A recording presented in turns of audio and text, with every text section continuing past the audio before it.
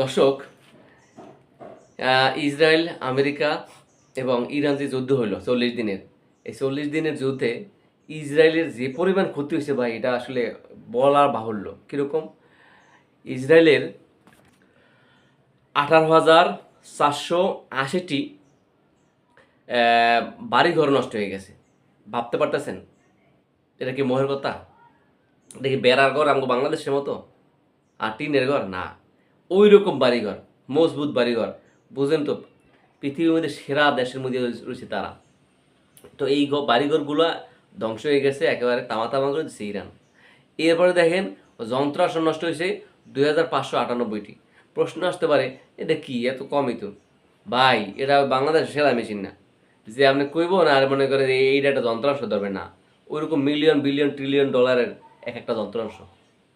ওইগুলা ইরান একেবারে দেখে দেখে দেখে দেখে গুগল সার্চ করে করে এক জায়গা মতো একটা মারছে, একটাই শেষ হয়ে গেছে। এই শেষ করে দিয়েছে। এরপর আসি যানবাহন। তো যানবাহনের ক্ষতি হয়েছে কত? 6,617টি। আমি কি কম কইছি ভাই?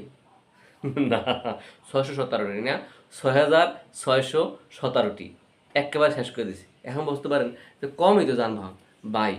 এটা বাংলাদেশের রিক্সা না যে আপনার ওই কইবেন এর এই কটা হয়ে যাবে না।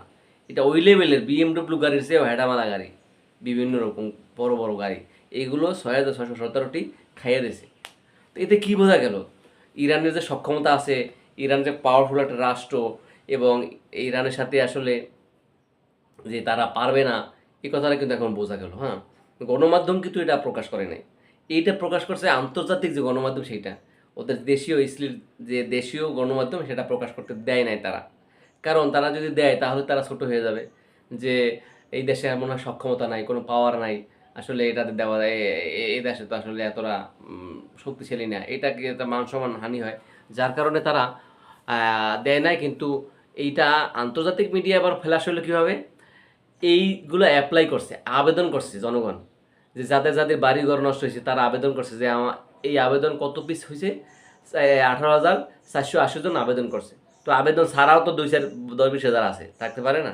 সবাই তো আর বোঝে না কীভাবে আবেদন করতে হয়, বা অনেকে টাকা বেশি আবেদন করেও নাই বিভিন্ন কারণে। তো প্রাসঙ্গিকভাবে এই কটা আবেদন করছে। এবারে যন্ত্রাংশ নষ্ট হয়েছে 2,598টি। এটাও ওই যাদের যন্ত্রাংশ নষ্ট হয়েছে তারা আবেদন করছে। এরপরে যাদের ক্ষতি, ওই যানবাহন ক্ষতি হয়েছে, হ্যাঁ, তারা আবেদন করছে 6,617 জন। এই যে আবেদন করছে না, এইখান থেকে ফ্ল্যাশ হয়ে গেছে, কথা লিক হয়ে গেছে। যার কারণে আন্তর্জাতিক যে ফক্স মিডিয়া থেকে শুরু করে বিবিসি, রয়টার্স, CNN, এগুলাই ভাই এখন ভাইরাল হয়ে গেছে। তো ওরা কিন্তু বাংকারে অনেক লুকানোর চেষ্টা করছিল, কিন্তু ভাই কতক্ষণ থাকা যায় বাংকারে? তো আর ইরান তো কইয়া টইয়া কয় না যে আমি ওই সময় আপনার আক্রমণ করুন। সুতরাং বাংকারে লুকাইয়াও কিন্তু ওরা শান্তিতে থাকতে পারে না। তো পরিশেষে যেটা বুঝলাম, যে ভবিষ্যতে ওরা হাজারবার চিন্তা করবে যে আসলে আমরা আক্রমণ করবো কিনা। দর্শক, নিরন্তর ভালোবাসা রইল আপনাদের প্রতি। আমার চ্যানেলটি সাবস্ক্রাইব করে আমার সাথেই থাকবেন।